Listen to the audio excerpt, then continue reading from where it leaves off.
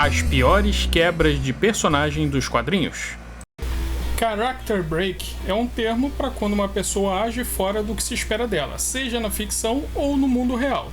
Sabe aquela pessoa que é extremamente gentil com todo mundo e do nada começa a dar patada? Isso é character break. Ou pode ser só bipolaridade mesmo, né? Mas enfim. Esse termo é bastante usado lá fora e também se estende quando o ator sai do personagem no teatro. I wish I could bring home more money. Hey.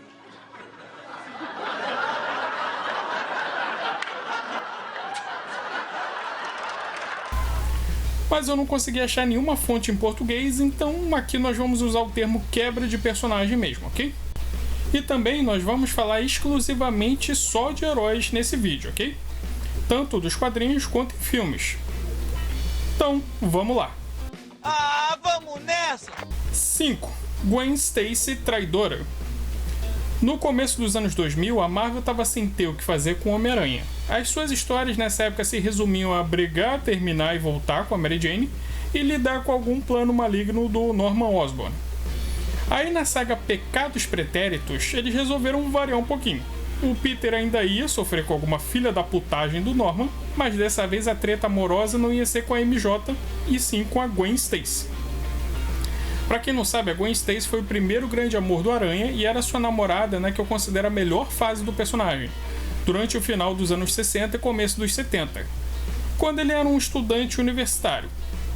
Nessa fase, que é desenhada pelo já saudoso John Romita Sr., o pai, o Peter namorava a Gwen Stacy, mas ficava meio dividido entre ela e a Mary Jane, que era bem safadinha e dava em cima do namorado da amiga na maior cara de pau. Mas a Gwen era um docinho, e como ela era super apaixonada pelo Peter, ela consegue não só conquistar o coração do Aranha, mas dos fãs também. Então foi um verdadeiro choque quando na edição 122 o Norman Osborn, em sua identidade de Duende Verde, acaba causando a morte da Gwen Stacy. Nunca antes um personagem fixo dos quadrinhos havia morrido, e começar logo por um anjinho igual a Gwen pegou os fãs da época de surpresa. Essa história já foi adaptada no cinema 2 vezes, mas com grandes diferenças do quadrinho. No primeiro filme da trilogia do Tobey Maguire, colocam a Mary Jane no lugar da Gwen, e diferente dos quadrinhos, o Peter consegue salvar.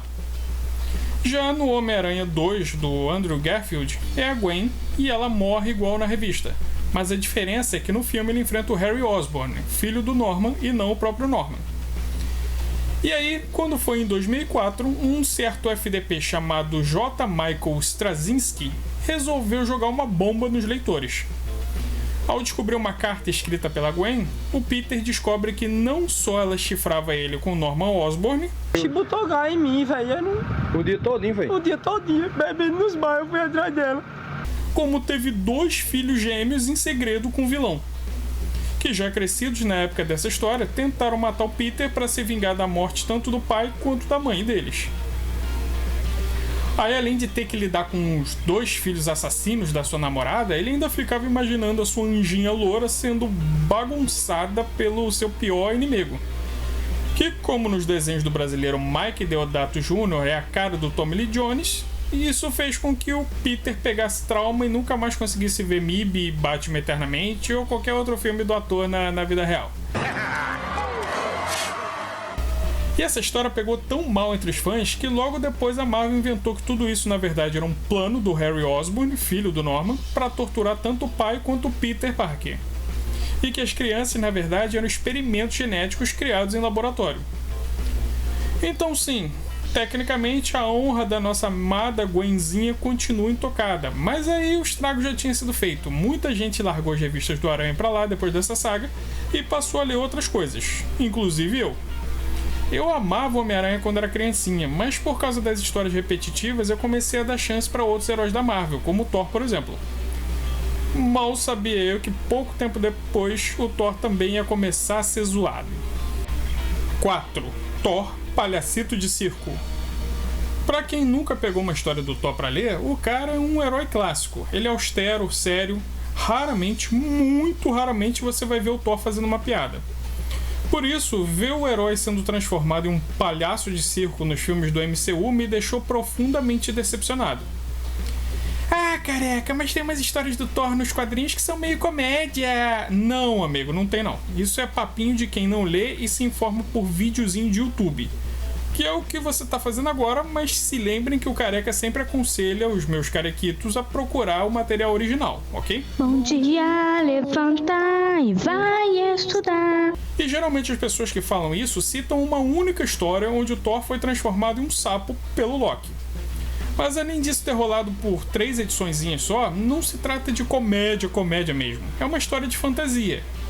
Essa fase, escrita e desenhada pelo Walt Simonson, é considerada por muitos a melhor do Deus do Trovão, justamente porque bebe bastante da mitologia e tem esse clima de conto de fadas. Ah, mas também tem umas histórias do Jack Kirby e do Stan Lee que o Thor usa um manequim vestido de Thor para disfarçar sua identidade, são muito toscas e engraçadas. Bom, eu gosto muito das primeiras histórias da Marvel, sim, mas tem muita coisa ali escrita pelo Stan Lee que é cômica mais por ser tosca mesmo, ou inocente, do que por ser engraçada mesmo.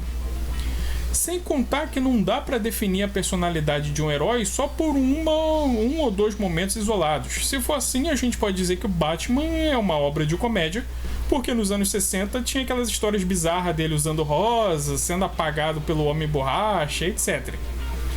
O Thor sempre foi um dos personagens mais poderosos da Marvel. Mesmo nas histórias dos Vingadores, quando ele tem que dividir o espaço com outros heróis, ele sempre consegue impressionar pela sua força.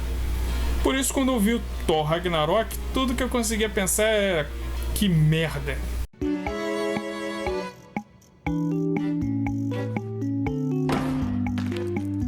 Ah, mas ele tá bem forte nesse filme, careca. Sim, mas o que adianta se o cara é forte igual o Chapolin Colorado, que vence os vilões fazendo gracinha?